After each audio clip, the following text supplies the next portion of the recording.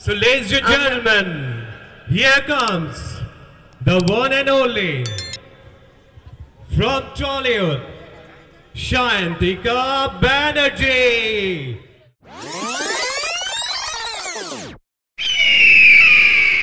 ये Farakka challenge cup का final match English Jharkhand foetus Pathan बनाम बिंदुग्राम फरक्का के बीच।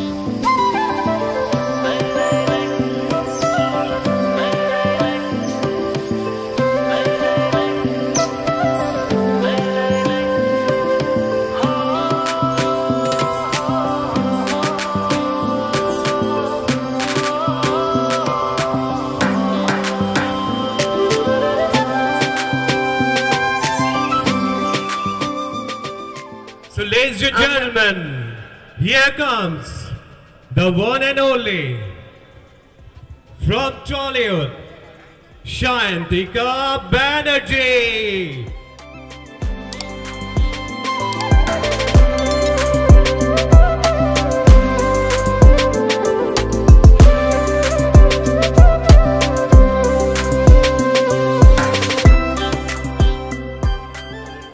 আপনারা সকলে যাকে আজকে টেলিভিশনের পর্দায় দেখেছেন, সিনেমায় দেখেছেন, থিয়েটারে দেখেছেন, আজকে আপনাদের সামনে সেই শায়ন্তিকা ব্যানার্জি উপস্থিত আজকে আমাদের ফারাক্কা চ্যালেঞ্জ কাপ 2024 ফাইনালে।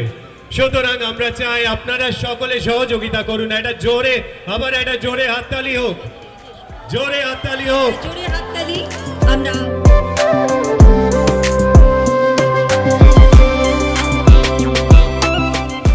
আমাদের মঞ্চে উপস্থিত আছেন শায়ন্তিকা ব্যানার্জি মহাশয়া।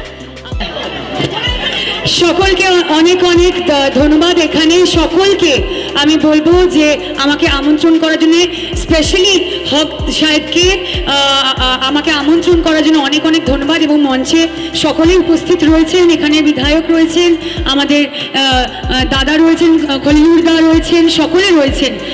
সকলকে আমার প্রণাম এবং এখানে উপস্থিত সকলকে ইংরেজির নতুন বছরের অনেক অনেক অনেক শুভেচ্ছা।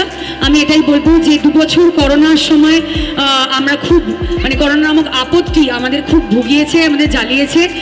সেই সময় সত্যি কথা বলতে গেলে এই আনন্দটা, এই খেলার আনন্দ, এই মেলার আনন্দ, এই দৈনন্দিন জীবনের এই আনন্দটাই, হাসিটাই প্রায় চলে গেছিল।